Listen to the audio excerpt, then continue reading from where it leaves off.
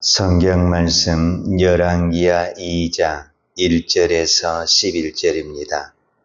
여호와께서 해오리 바람으로 엘리야를 하늘로 올리고자 하실 때에 엘리야가 엘리사와 더불어 길갈에서 나가더니 엘리야가 엘리사에게 이르되 청하건대 너는 여기 머물라 여호와께서 나를 베델로 보내시느니라 하니 엘리사가 이르되 여호와께서 살아계심과 당신의 영혼이 살아있음을 두고 맹세하노니 내가 당신을 떠나지 아니하겠나이다 하는지라.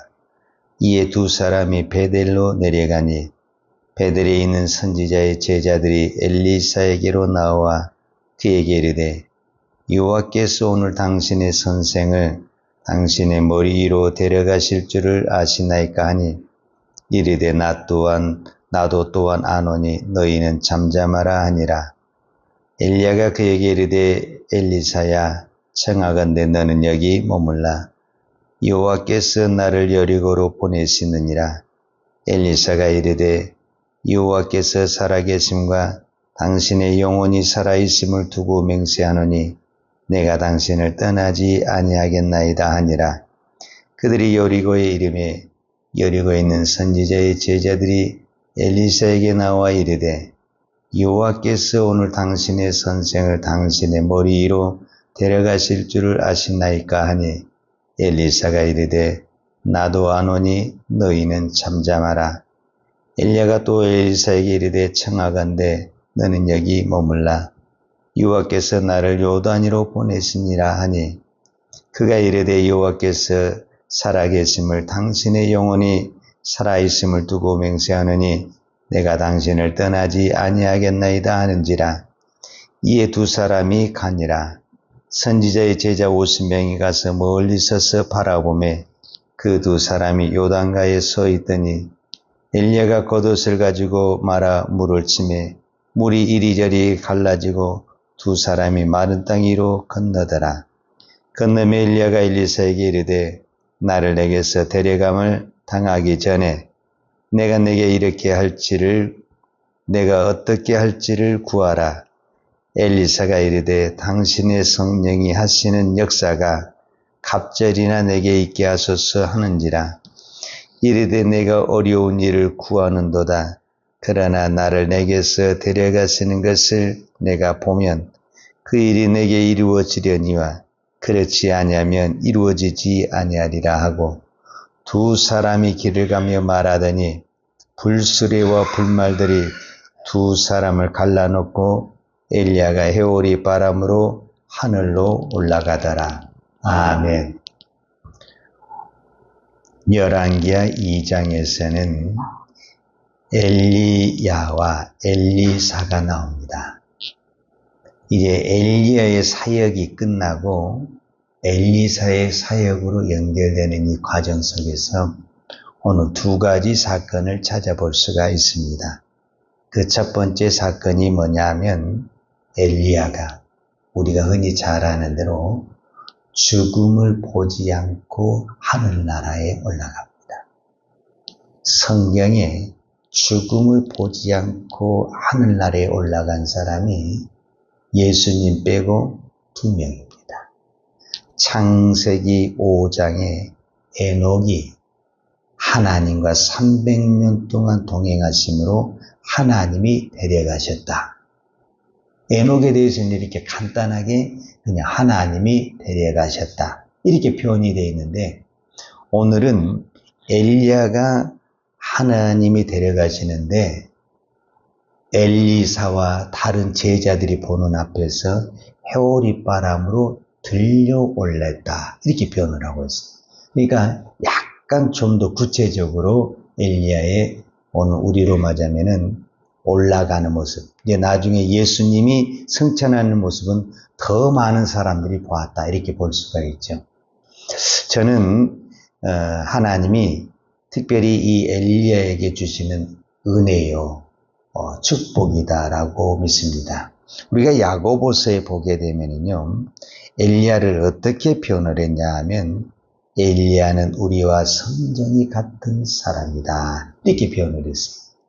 저는 왜 이렇게 야고보서가 기록을 했을까 하면은 열왕기상 19장에 보면, 그러니까 이제 17장, 18장에서 엘리야가 그 갈멜산에서 바알의 선지자들과 하늘에서 불이 내리기는 어떤 그 기도를 해서 정말 불이 내렸잖아요. 그러면 엘리야는 이런 생각을 하는 거예요. 이렇게 하늘에서 불이 내리고 하나님의 살아계심이 보여지면 많은 사람들이 하나님께 돌아오고 이제 하나님을 방해하는 새 것들이 다 무너질 걸로 생각을 했는데, 악은 그렇지 않습니다. 이세벨이 더 악한 마음으로 누구를 죽이려고 하냐면은 엘리야를 죽이려고 합니다. 그때 엘리야가 도망을 치면서 하나님 앞에 무슨 기도를 한지 압니까? 하나님, 저 좀 죽여주세요. 엘리야처럼 기도해서 하늘에 불이 내린 이 능력의 선지자가 하나님 앞에 우리와 똑같은, 우리도 힘들 때 하나님 저 데려가 주세요. 우리 이렇게 기도하잖아요. 너무 힘들면 하나님 그냥 저 여기서 데려가 주세요. 우리 이렇게 기도하잖아요. 우리가 똑같이 그런 기도를 했다라는 거예요. 그래서 야고보서가 엘리야는 특별한 사람이 아니다. 엘리야도 우리가 똑같은 사람이다. 엘리야도 그 이세벨이 두려워서 도망치는 그런 모습. 우리도 어떨 때는 세상이 두렵고 사람이 두려워서 도망칠 때가 얼마나 많습니까? 피하고 또 모른 척 때가 얼마나 많아요. 엘리야가 똑같이 그랬다라는 거예요. 그래서 이제 열왕기야 19장에 보게 되면은 그 사건이 있는 다음에 엘리야에게 하나님이 마지막 사명을 줍니다.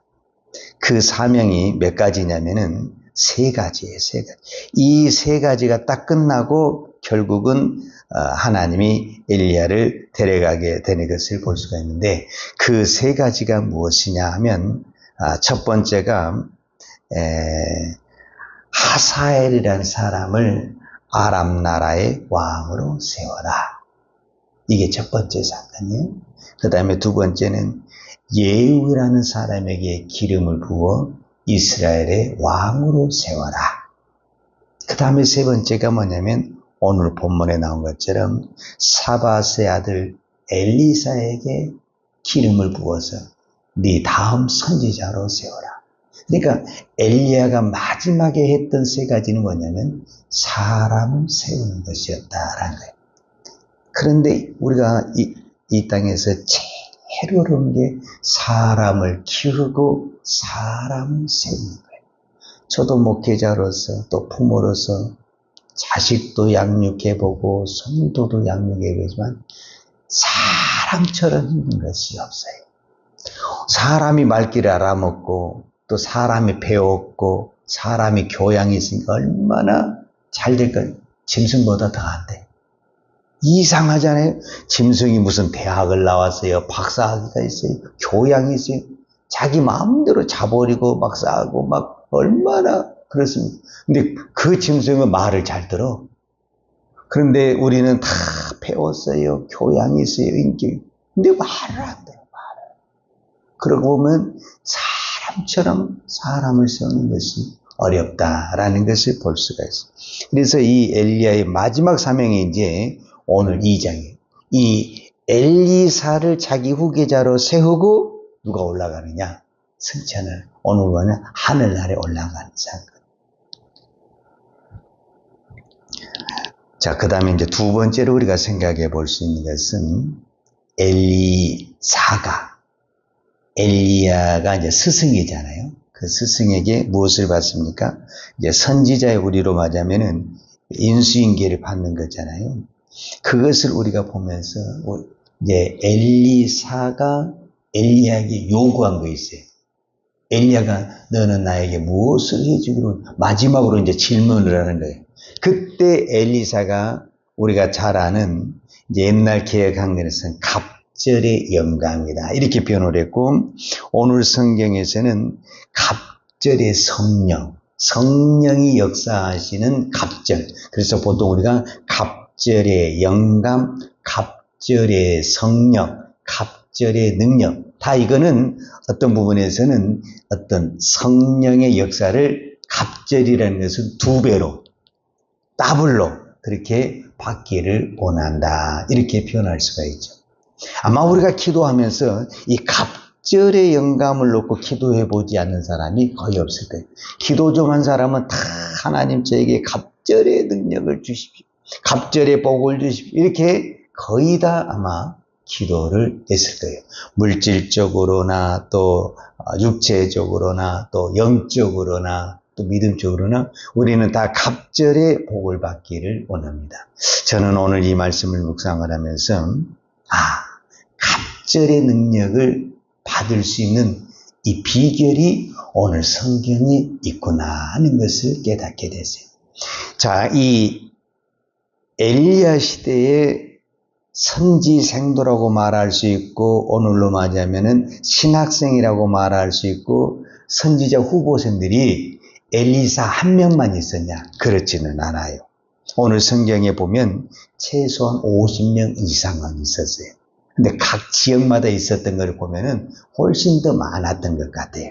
자, 7절에 보면 선지자의 제자 50명이 가서 멀리 서서 바라보매 그 2사람이 요단가에 서 있더니 그랬어요. 그러니까 이 50명이란 선지자는 지금 엘리야와 엘리사가 요단가에 서 있어서 그 물을 가르기 직전 또 회오리바람 올라가기 직전에 그 광경을 그대로 보고 있었어요. 그러니까 이 50명도 어떤 부분에서는 엘리사와 같이 엘리야의 우리로 말하자면 교육생이라고 말할 수 있고 어떤 후보생이라고 말할 수가 있는 거예요. 그런데 갑절의 능력은 누구에게만 임했냐? 엘리사에게만 임했다는 거예요. 그러면 엘리사는 왜 하나님이 또 엘리야가 이거는 엘리야가 갑절의 능력을 준 건 아니잖아요. 오늘 엘리야도 분명히 말을 해요. 뭐라고 말하냐면 9절에 건너에 엘리야가 엘리사에게 이르되 나를 내게서 데려감을 당하기 전에 내가 내게 어떻게 할지를 구하라. 엘리사가 이르되 당신의 성령이 하시는 역사가 갑절이나 내게 있게 하소서 하는지라. 이르되 내가 어려운 일을 구하는도다. 그러나 나를 내게서 데려가시는 것을 네가 보면 그 일을 내게 이루어지려니와 그렇지 않으면 이루어지지 아니하리라. 그러니까 이거는 엘리야가 주고 싶다고 해서 주는 것이 아니라 하나님이 엘리사에게 주는데 간단해 올리는 대부분의 사람들은 갑절의 능력, 갑절의 어떤 복을 받기를 원하지만은 그 이전에 이것이 없어요, 이것이. 이것이 뭐냐면은 엘리사의 이것. 엘리야가 지금 승천이 왔다라는 것을 엘리야는 직감적으로 알고 있어요. 우리로만 죽을 때가 됐다는 걸 직감적으로 알고 있어요. 근데 그걸 누구도 알고 있냐면은 엘리사도 알고 있고 그 선지생들도 다 알고 있어요. 그래서 지금 엘리야가 자꾸 움직이잖아요. 베델에서 길갈로 또 요단으로 이렇게 움직이잖아요. 근데 다른 생도들은 전혀 움직이지를 않아요. 끝까지 따라 붙은 사람이 누구냐면 딱 한 사람 엘리야예요. 엘리사예요. 그런데 이 시대가 어떤 시대냐면은 아합은 열왕기상 22장 마지막 장에서 죽었어요.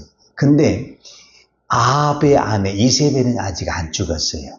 이세벨은 열왕기하 9장에서 나중에 이제 엘리야가 말한 대로 예후가 왕이 된 다음에 예후에 의해서 이세벨이 죽어요. 그러니까 지금 이세벨이 시퍼렇게 살아있는 거예요. 이세벨이 누구냐면은 엘리야를 죽이려고 했던 사람이 이세벨이에요. 그런데 내가 지금 그 죽이려고 하는 사람의 제자가 된다는 것은 나도 같이 엘리야처럼 죽을 수 있는 그런 어떤 모험의 자리, 어떤 위기의 자리라고 볼 수가 있어요. 그 자리를 가겠다고 구태여 막 쫓아다니는 거예요. 분명히 엘리야가 너는 여기 있어. 나 따라오지 말고. 분명히 엘리야가 말하거든요. 근데도 엘리사는 뭐냐면 내가 하나님의 사심을 아주 맹세를 하면서 나는 기꺼이 따라다니겠다고 이야기를 하는 거예요. 그것은 무엇을 말을 하냐면 엘리야가 지는 능력을 본받다라는 개념이 아니라 그 능력을 받으려면 무엇이 전제가 돼야 되냐면 엘리야가 받은 그 고난, 두려움, 공포, 죽음 이거를 내가 받아야 되는 거예요. 이거를. 즉 오늘 우리로 말하자면 능력을 받으려면 우리는 능력을 받아야 십자가를 감당한다 이렇게 이야기하잖아요. 아니에요. 성경은 십자가를 져라. 그러면 능력은 온다. 근데 우리는 항상 반대예요. 주세요. 물질을 주세요. 건강을 주세요. 능력을 주세요. 그러면 그 다음에 하겠습니다. 그럼 못 받아요. 너희는 먼저라냐. 예수님 너희는 먼저 그의 나라와 그의 의를 꼭 이게 순서가 있어요. 순서. 먼저 할 거냐 나중에 할 거냐. 그 한 발의 차이로 능력이 왔다 갔다 하는 거고 생명이 왔다 갔다 하는 거예요. 사실. 근데 우리는 대부분이 먼저 무엇을 했냐면 먼저 와야 된다는 거예요. 먼저 내게 능력도 와야 되고 물질도 와야 되고 그러면 내가 하겠다라는 거예요. 근데 하나님의 나라는 그렇게 하지 않습니다. 하나님의 나라는 오늘 엘리사가 그랬고 예수님이 분명 십자가를 지는 거예요. 엘리사가 지금 죽음의 길인데도 그 길을 목숨을 걸고 따라가는 거예요. 그러니까 이 사람에게는 하나님이 갑절의 능력을 주지 않고는 이 사명을 감당이 안 되는 거예요. 왜? 엘리야보다 더 위험한 환경 속에서 사역을 해야 되기 때문에 하나님이 그 엘리사에게 능력을 부어주시는 것입니다. 오늘 저와 여러분은 갑절의 능력을, 갑절의 은사를, 갑절의 복을 이렇게 달라고 기도할 수 있어요. 그러나 그걸 왜 구하는데? 그걸 내가 왜 구하는데? 십자가를 감당해야 되겠다. 내가 고난에 동참해야 되겠다. 이 자세가 되면 하나님이 부어주십니다. 오늘 저와 여러분에게 이 시대가 지금 편리주의로 가고 있고 그런데 그것을 무시하고 나는 십자가의 방법, 고난의 방법을 선택한다고 한다면 반드시 저는 하나님의 능력과 권세와 은혜를 부어주실 줄로 믿습니다. 기도하겠습니다. 하나님 아버지 감사합니다. 오늘 또 우리가 이 새벽에 기도할 수 있는 것 하나님의 은혜입니다. 우리는 기도할 때마다 늘 하나님에게 갑절의 능력, 갑절의 은혜, 은사를 구할 때가 참 많습니다. 하나님, 오늘 우리가 그 능력보다 먼저 십자가를 감당할 수 있는 마음, 고난에 뛰어들 수 있는 이 믿음을 허락하여 주옵소서. 내가 이 십자가를 감당하고 고난에 동참할 때 하나님은 나에게 필요한 건강과 물질과 은사와 영감과 능력을 부어주실 줄로 믿습니다. 오늘도 이 믿음으로 승리하게 하여 주옵소서. 예수님의 이름으로 기도하였습니다. 아멘. 여호와는 내게 복을 주시고 너를 지키시기를 원하며 여호와는 걸굴로 내게 비추사 은혜 베푸시기를 원하며 여호와는 걸굴을 내 길로 행하이드사 평강 주시기를 원하노라. 이제는 나 같은 죄인을 위하여 십자가에 돌아가신 우리 주 예수 그리스도의 은혜와 독생자를 보내주신 아버지 하나님의 그 크신 사랑과 성령님의 풍성한 은혜가 오늘 또 십자가를 감당하며 하나님의 능력을 구하는 사랑하는 죄종들 머리머리 이해와 이 나라의 이 민족과 한국 교회 위에 온 열방의 이 생명의 복음을 증거하는 선교사님들 이해와 사랑하는 주의 자녀들 머리에 이제로부터 영원토록 함께 있을지어다. 아멘.